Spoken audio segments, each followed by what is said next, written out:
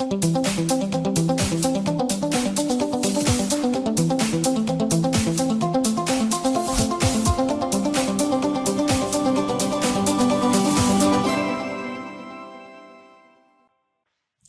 pessoal, sejam bem-vindos à nossa Educação Ambiental.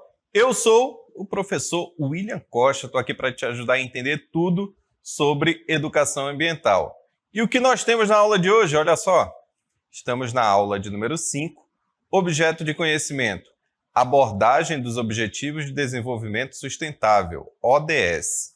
E o detalhamento, Agenda 2030 e a Amazônia, implementação da Agenda 2030 e sua relevância para o planeta. Tenho certeza que você ficou curioso. Por isso, vem com a gente.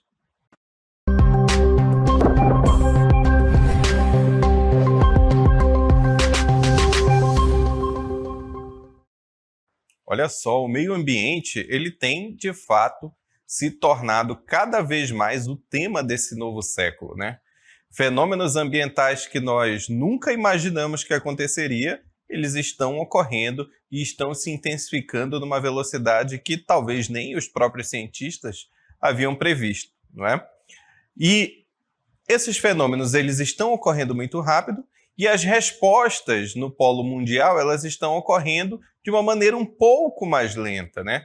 Porque os líderes mundiais, em suas reuniões, acabam tendo que discutir muitas coisas e essas respostas acabam aí travando em questões econômicas, questões culturais e outras questões diversas que estão alheias aí ao meio ambiente, não é? A atenção ao meio ambiente.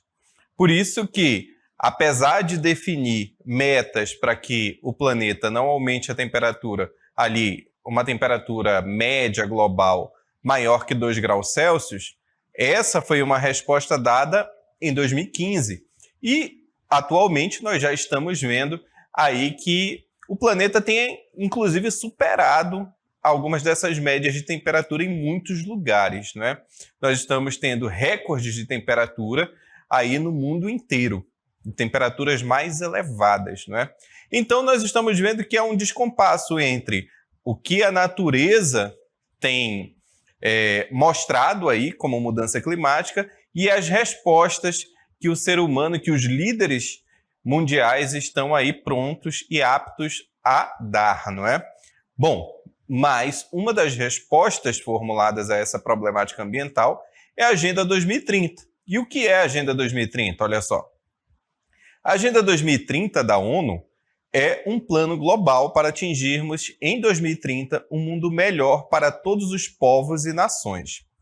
A Assembleia Geral das Nações Unidas, realizada em Nova York, em setembro de 2015, com a participação de 193 Estados-membros, estabeleceu 17 Objetivos de Desenvolvimento Sustentável. Então, veja só, essa Agenda 2030 é um plano global para que a gente atinja em 2030, né, um mundo melhor para todos. Então, como é organizada essa Agenda 2030? Nós vamos ter ali determinados objetivos, tá certo? Um objetivo ali central, e esse objetivo, para que ele seja atingido, nós temos algumas metas elencadas, tá certo?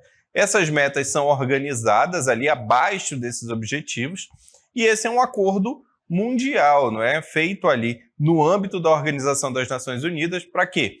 Para que a gente tenha um mundo melhor. Essas metas são as mais variadas e incluem, em muito, a questão do meio ambiente. Por isso que é tão importante tratá-la aqui, aqui em Educação Ambiental, beleza? Bom, ainda temos mais informação sobre a Agenda 2030, olha só. O compromisso assumido pelos países com a agenda envolve a adoção de medidas ousadas, abrangentes e essenciais para promover o Estado de Direito, os direitos humanos e a responsividade das instituições públicas. Olha só, aí nós temos aí essas metas, elas têm um objetivo maior, não é? Que é o quê? Promover o Estado de Direito, os direitos humanos e a responsividade das instituições políticas. Veja como o meio ambiente, de fato, ele é entendido como algo integrado, não é?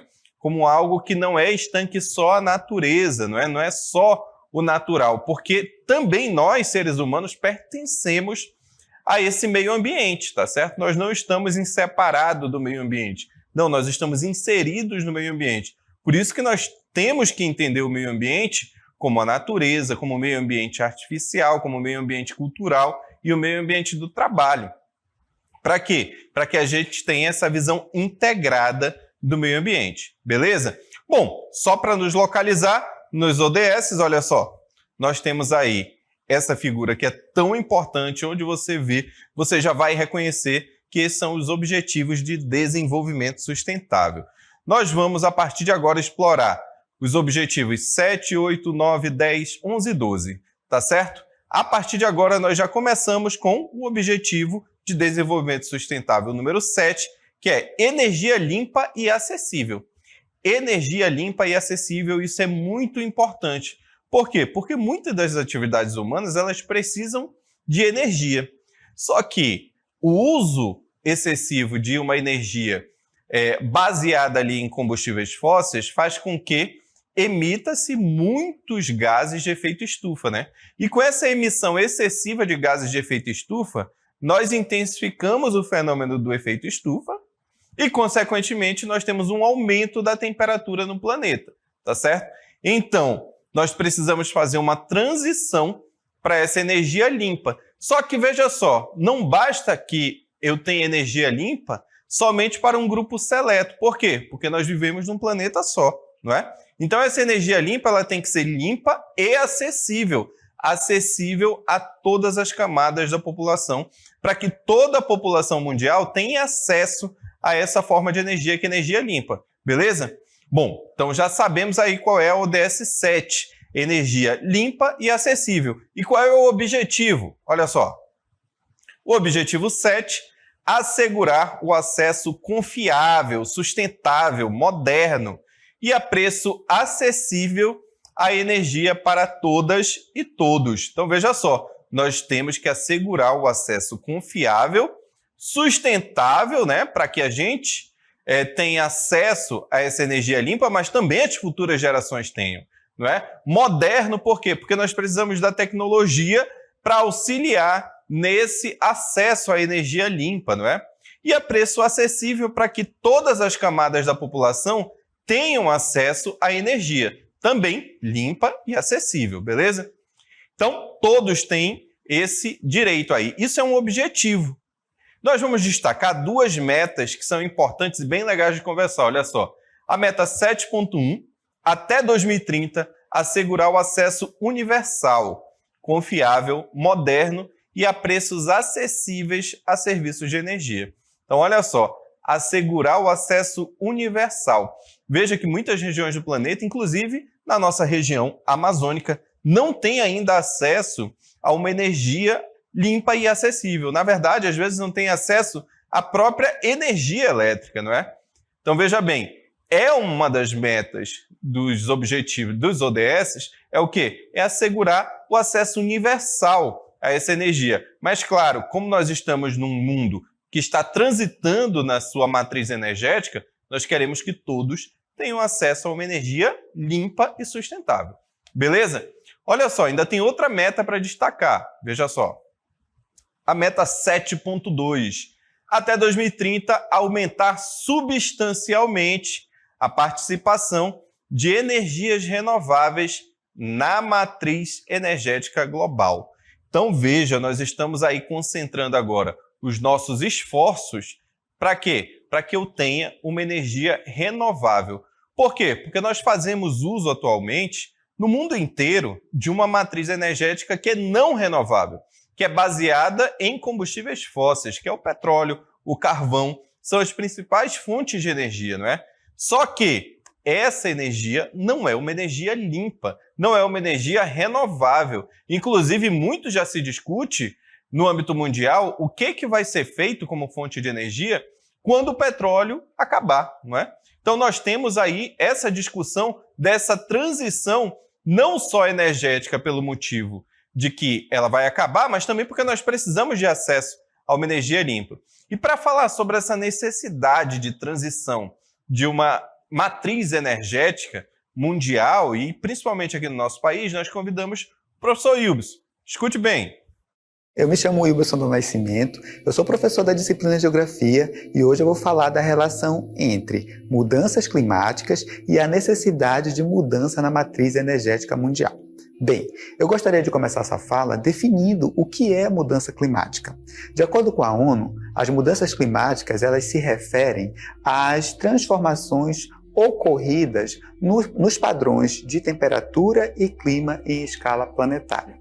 Essas mudanças elas podem ter como causa as questões naturais, porém, desde o século XVIII, quando nós tivemos ali a primeira revolução industrial, o homem vem sendo o principal agente transformador nas questões relacionadas às mudanças climáticas. E isso está muito ligado às características da matriz energética que nós utilizamos, que tem como base os chamados combustíveis fósseis, que ao serem queimados, produzem gases que ao chegarem na atmosfera, podem fazer com que o calor fique mais retido aqui na atmosfera terrestre, intensificando fenômenos como, por exemplo, o chamado efeito estufa, que vai ocasionar o aquecimento global, que por sua vez vai provocar essas mudanças no clima, além do derretimento do gelo das calotas polares, aumento do nível dos oceanos e fenômenos extremos, como secas, tempestades, furacões, dentre outros.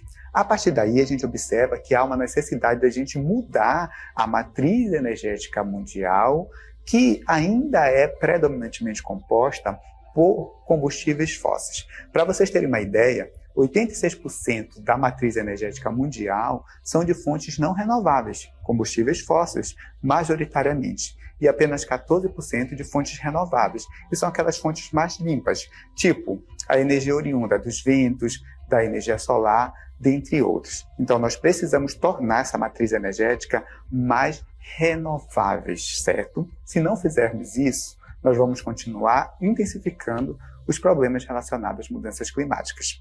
Espero ter contribuído com a aula de vocês. Até uma próxima oportunidade. Tchau, tchau. Fiquem bem. Muito bem, para complementar ainda mais, nós vamos ter uma visão geral aí de como está a matriz energética brasileira. Olha só. Na matriz energética brasileira, nós temos um gráfico aí em formato de pizza, não é? Veja, as fontes de energia, a maior fonte de energia aqui da matriz energética brasileira é a fonte hidráulica, né, que é proveniente ali das nossas hidrelétricas.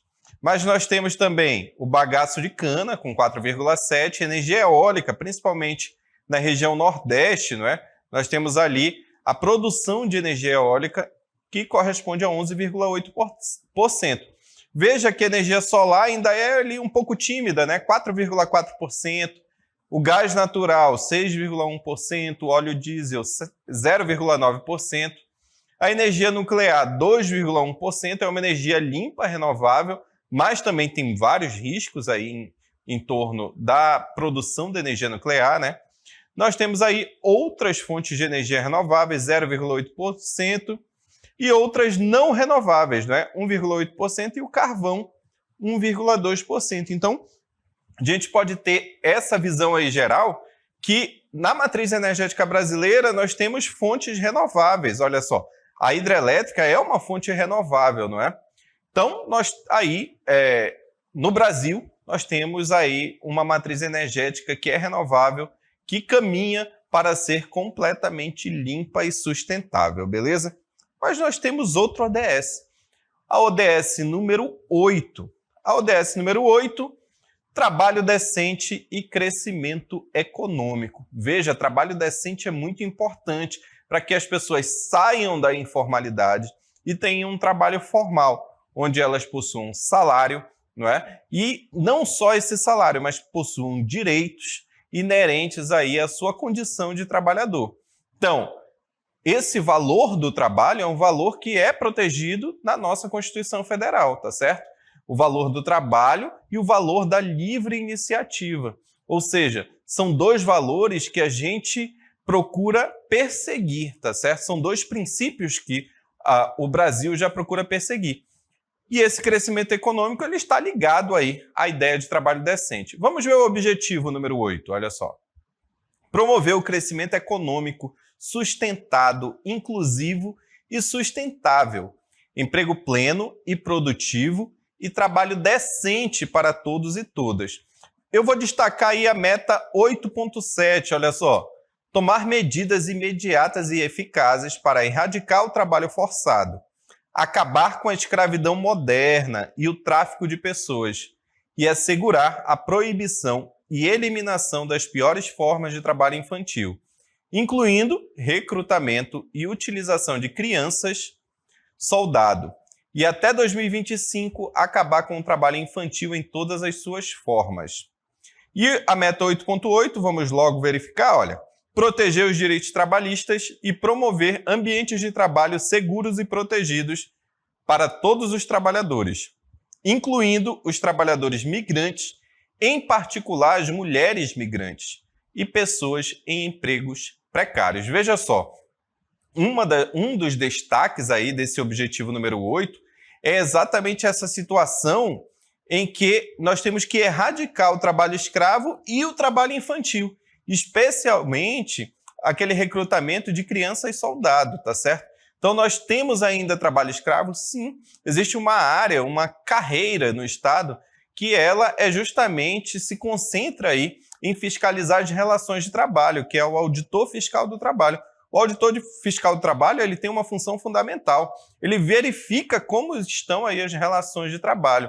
Veja que recentemente, no ano de 2023, algumas fazendas foram condenadas aí por manter trabalhadores migrantes em condições de escravidão. Então veja que a gente precisa erradicar essa forma aí de trabalho, que é a escravidão moderna, onde uma pessoa vai com a ideia de vender a sua força de trabalho em troca de uma remuneração, e quando chega lá, o que é a escravidão moderna? Ele começa a ter acesso só à alimentação dada pelo patrão.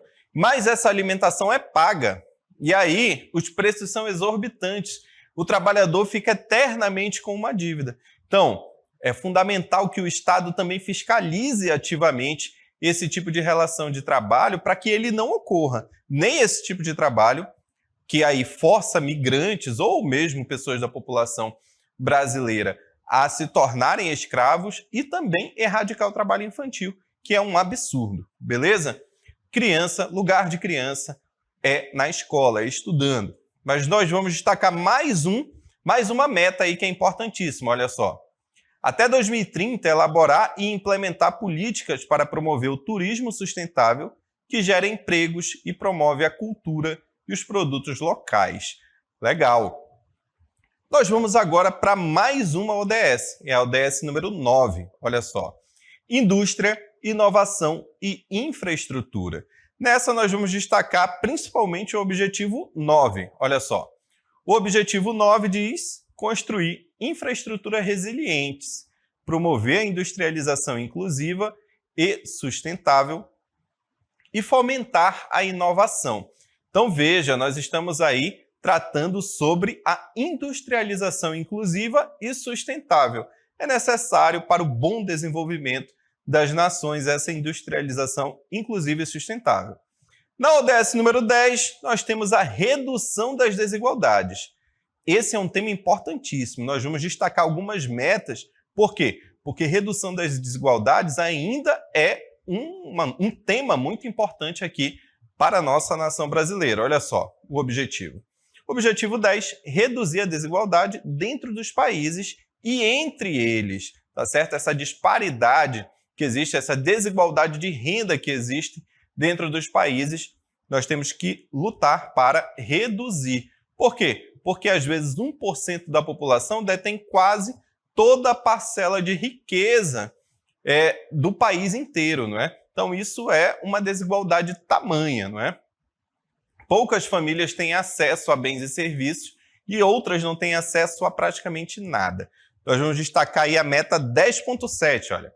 Facilitar a migração e a mobilidade ordenada, segura, regular e responsável das pessoas, inclusive por meio da implementação de políticas de migração planejadas e bem geridas. Então veja só, nessa meta, nós estamos aí com a ideia de planejar melhor a migração e a mobilidade ordenada e segura, não é? Ou seja, nós estamos facilitando a migração? Veja que é uma meta a ser alcançada, por quê? Porque alguns países são muito fechados, né? Eles não permitem a migração. E por que isso é importante, essa facilitação da migração? Porque muitos fenômenos climáticos que estão ocorrendo estão forçando populações a migrarem para outros lugares. E às vezes esses outros lugares são outros países, tá certo? A essas pessoas que estão mudando aí de país em virtude desses fenômenos climáticos, nós estamos chamando de migrantes ambientais ou refugiados ambientais. Nós convidamos o professor Jefferson para falar um pouco desse conceito importantíssimo. Olha só.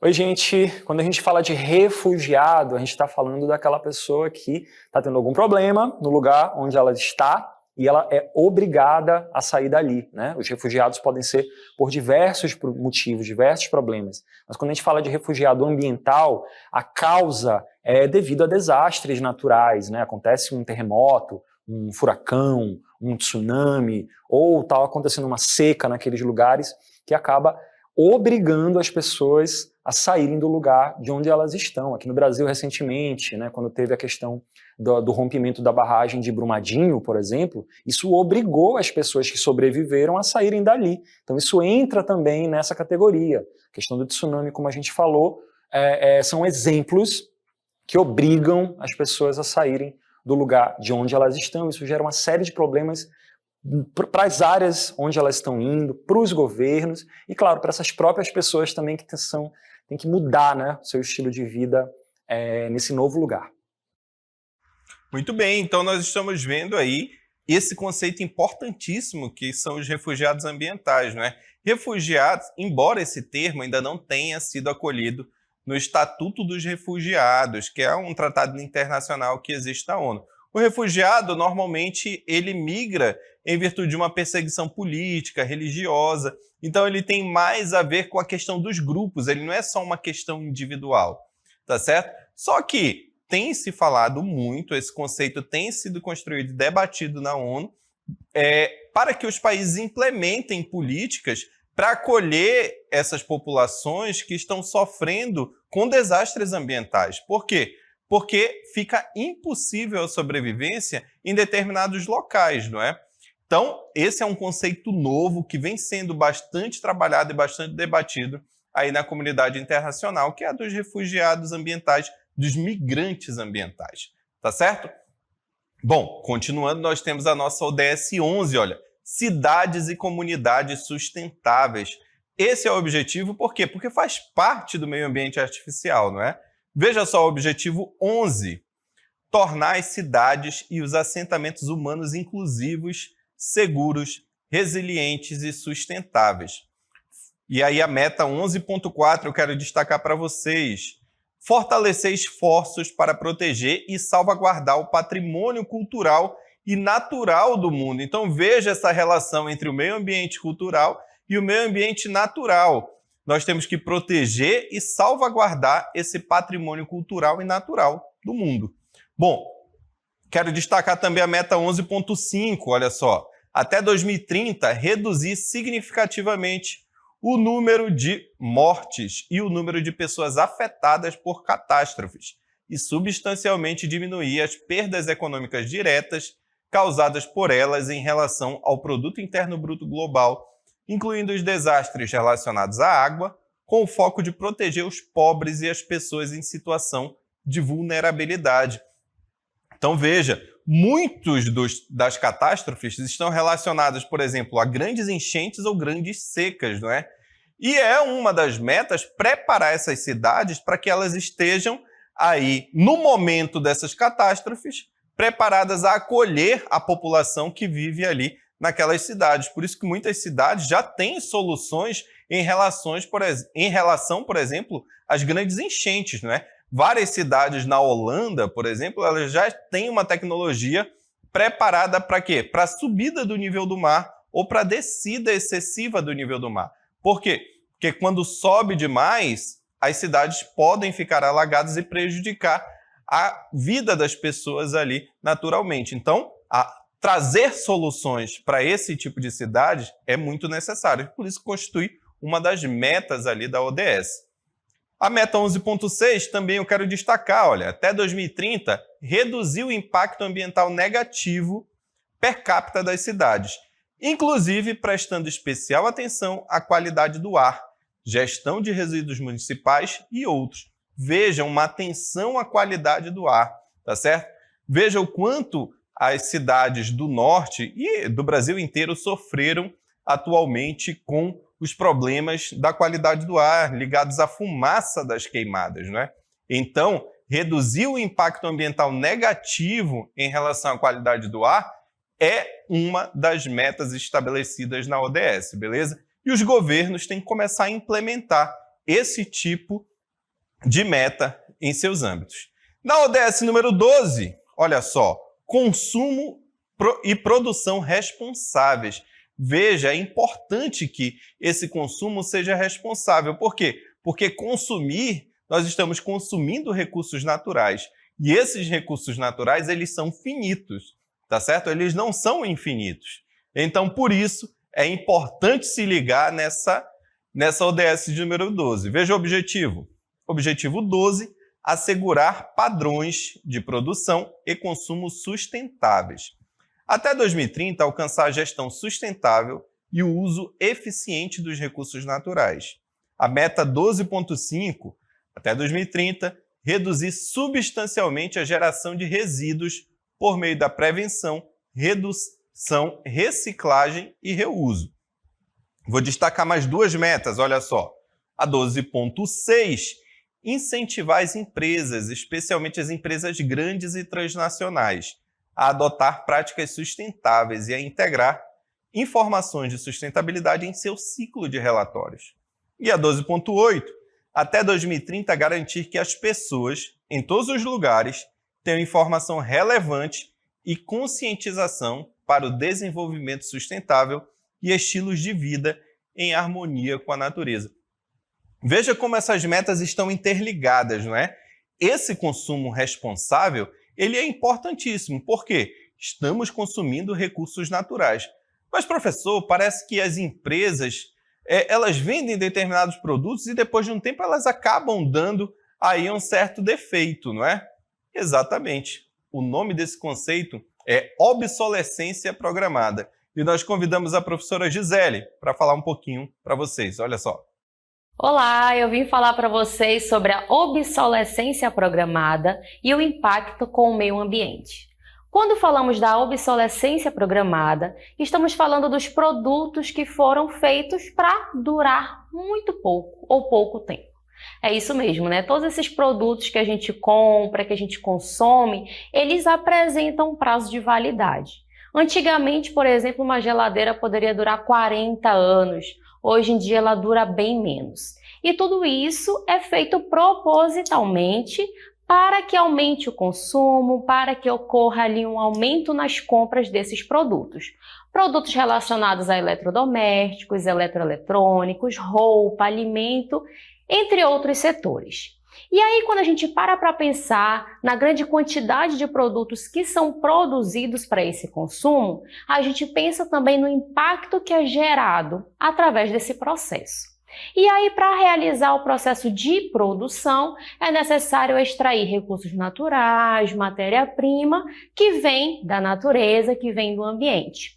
E muitos desses recursos são finitos, né? Eles podem acabar. E aí a gente para pensar também depois, né? Já que ele é programado para ter uma validade, depois ele não tem mais a utilização necessária. Então ele precisa ser descartado, né? Então o que a gente vai fazer com esse produto descartado? Ele vai para o lixo. E aí existe uma grande quantidade de lixo acumulado. Inclusive alguns países levam o seu lixo para outros países devido à grande quantidade que acaba sendo gerada devido a essa situação. Então, é necessário a gente pensar um pouquinho se realmente vale a pena a gente comprar determinado tipo de produto, porque no final das contas, se não tiver aquela reciclagem, processo de reutilização, ele acaba sendo acumulado em lixões. E aí vai ocasionar diversos danos ao ambiente também. Tá bom? Então essa é a relação aí que a gente faz desses produtos que são produzidos, consumidos e no final acabam sendo descartados. Muito bem, então você vê aí que esse conceito está bem ligado com essa ODS, não é? Nós precisamos ter um consumo responsável. Para quê? Para que esse consumo responsável acabe adaptando o nosso estilo de vida ao estilo de vida da natureza, aos ciclos da natureza, tá certo? Bom, pessoal, espero que vocês tenham entendido, tenham gostado bastante aí de conhecer essas ODS. Nós nos encontramos numa próxima. Tchau, pessoal!